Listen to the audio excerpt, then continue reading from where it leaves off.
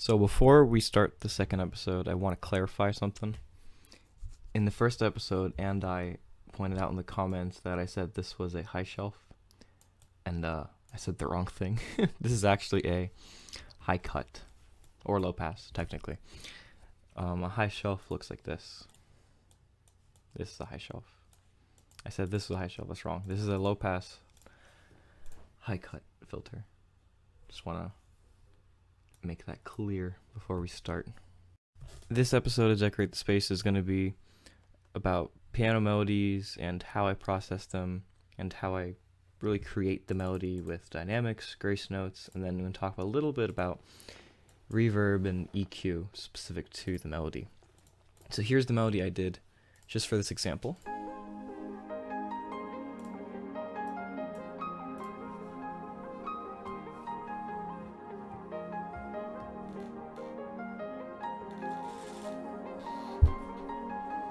Okay, so that's the melody. It's a little simple melody, it's nothing too complex, but I just wanted to write something simple and then talk about how I did it, because maybe that can help you guys when you write your own piano melodies, or any melody in general, really. So, first thing I want to talk about is dynamics. There's a lot of dynamics in here. And really that's, a lot of the stuff I do is based on preference, but for example, this is like a crescendo up to the main note. Da da da da. Because if I keep it all the same, it doesn't sound like it's going anywhere. It's just like it's all melodies at the same velocity. It's not really changing. But with the crescendo, like right here, it's like it's rising. Like these notes are rising up to this main C. And so if you want to do an easy crescendo in Ableton, you highlight all the notes by just left clicking, dragging your mouse, and then holding Control, and then you can drag your mouse in the velocity and you can get an easy crescendo that way. And it's up to you, but that's how I do my crescendos. It's just, you can make it manually or drag it out and do whatever. And then right here, example of a crescendo, then decrescendo, like really quickly, from like this note. This has more velocity than that one. But then since this is going down to the main D sharp, I made it go down slightly in velocity. So it's, as you know, the melody's like gradually building up, like right here, and then going down right here. And then right here we have the grace note, and this is where I'm going to talk about grace notes real quick. Grace notes are pretty much little notes in front of the main note in the melody that just gives emphasis on the main note. So here's what the grace note would sound like. Let me solo this out. You see? So I use grace notes really to emphasize like an important note in the melody. Like for example, this D sharp is the highest note in this melody, right? So to give emphasis on it, I put a little grace note in front of it. And then the dynamics for the grace note, I make them a lot lower than the main note, because if I have the same dynamic, it overpowers. I think it overpowers the main note a lot. You see? It's too loud. So I lower the grace note by a lot. So it's there, but it's not overpowering any of the notes that are playing with it or before it, really. And of course right here is another little decrescendo. Wait. Because it's going down. And it goes back up to the main note. See? And then the rest is kind of a copy. You know, a little crescendo here.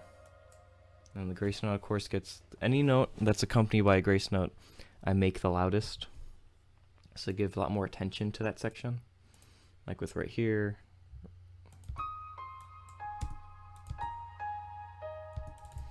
Just to give more attention to that section with the grace note. And again, it's the same as, yeah, the dynamics are pretty much the same. As in, a little decrescendo here, decrescendo there, or crescendo like here. So, piano melodies for me are really just a lot of dynamics, a lot of grace notes, and then reverb. And I'm going to talk about reverb real quick. So, I use Valhalla for pretty much everything. But you don't have to use Valhalla. You can use any reverb you want as long as it has a low cut, high cut. I'm pretty sure every reverb does anyway. So I want to talk about the low cut and why it's so specific at 510. So when I EQ a melody, like a specific piano melody, I look for the lowest note. I look for the frequency of the lowest note that a piano plays, and that's the lowest, like da da da da, like right here. That's the lowest note, and that is a 520 at C4, right? And so, not 510, 520. I don't know why I was at 510, but let me put that at 520 real quick. Okay, no. I don't know. Okay, 520, and the reason I do that is so the frequencies, I'm pretty much giving reverb only to the melody itself. So 520 is the lowest note of the melody, and so I give reverb to everything 520 and up. So only the melody gets reverb. Otherwise, all this like other stuff, all the low end and mids would get reverb that they don't need. So even though I have an EQ at 370, nothing is getting reverb until the melody starts at 520. It's all the lower notes, all the mids here that are just from the piano in general aren't getting reverb, and that's important so the reverb from the piano doesn't clutter up the mix and doesn't clutter up the reverb from the. It doesn't clutter up the melody, because if you have, like, if your low cut was here and you didn't EQ, then everything would be getting reverb, and that would really clutter up the melody. So I would do that, and that's it really for pianos. It's just a combination of dynamics. Dynamics are super important. Crescendos, decrescendos, grace notes, emphasis on the important notes in the melody, such as this one right here, because it's the highest note. And then just doing that will help you create a melody. I hope this helps you guys like create melodies, or at least like design your melodies when you write one, to make it more unique with dynamics and make it stand out a lot more in the mix.